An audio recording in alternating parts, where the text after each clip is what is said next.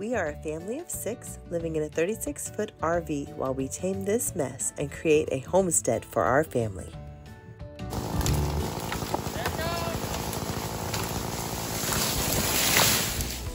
Back in January, before we all got sick, my parents took the grandkids for the weekend, so we were able to do some clearing over on what will be our homestead.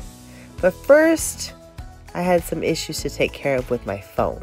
I've got a lot of storage on this because I've got this project split into a part 1 and a part 2, and I've saved it as a project, which means that it's got all of the videos in its entirety twice. So I've got to free up some space here and make the part 2. Luckily, we were able to figure out a workaround so that we could bring this footage for you guys to enjoy.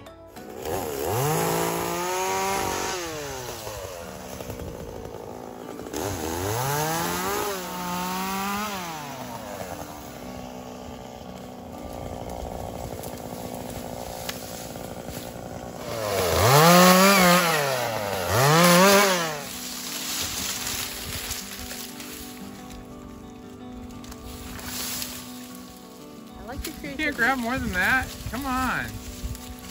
Grab more. I'd send the kids with that. Come on, woman. Get to work.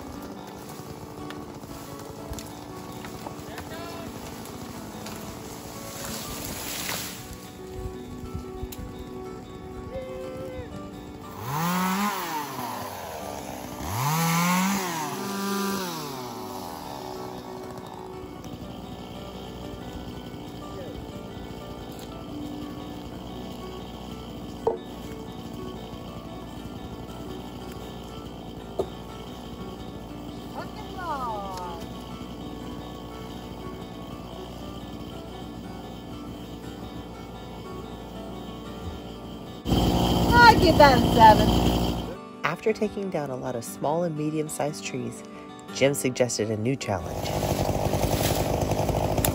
we ready to cut this one?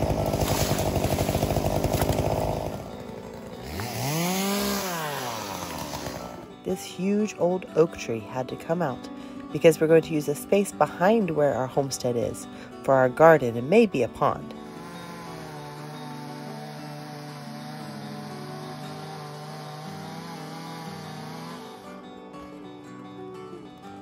So even though daylight was fading, Jim got to work cutting down this big old oak tree. We did take a break for dinner and resumed after it got dark.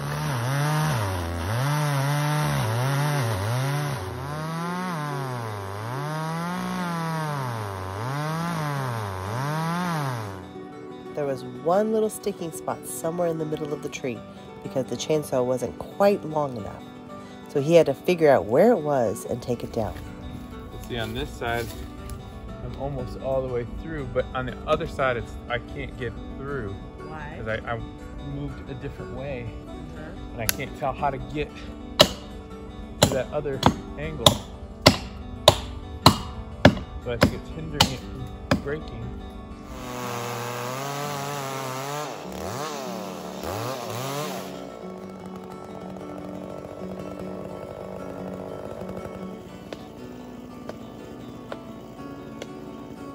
After he opened up the wedge a little more, he was able to see what was holding it together and take that last piece down.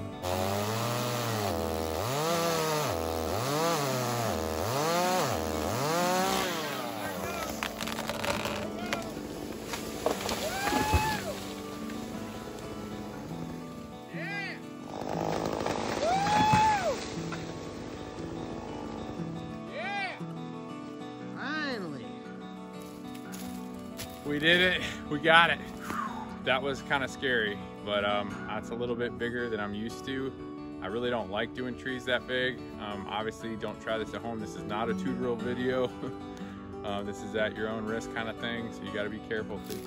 The tree can fall the exact opposite direction you think. You got to have like 2 or 3 ways of escape.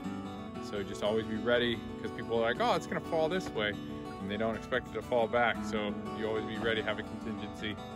Thank you, God. In next week's video, we'll show you what we did with this log and the pine tree that we felled.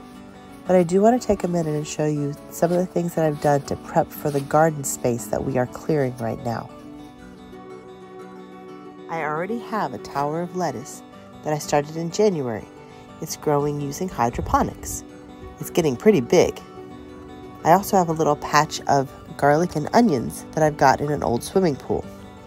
I'm gonna get the seeds started for my tomatoes, zucchinis, and beans for this summer. And here I've got onion and garlic. And I just put this end of a celery into the ground to see if maybe I can get it to regenerate. I don't know if it's going to or not, but I'm just gonna take some of the extra soil that I've just been saving over here, mix it up a little bit, and get some starter going.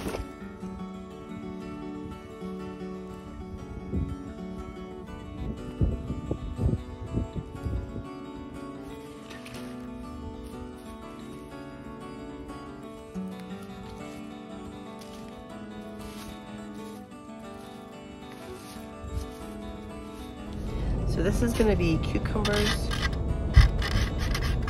and zucchini. Cukes and zooks.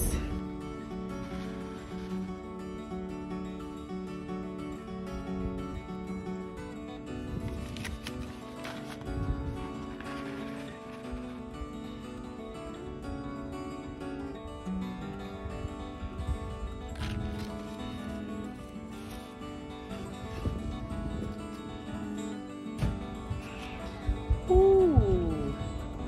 These are our tomato seeds, and they are tiny.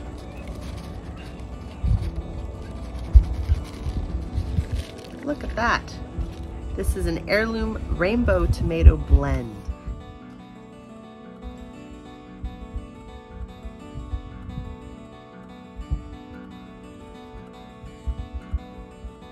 And then beans, bush beans, strike.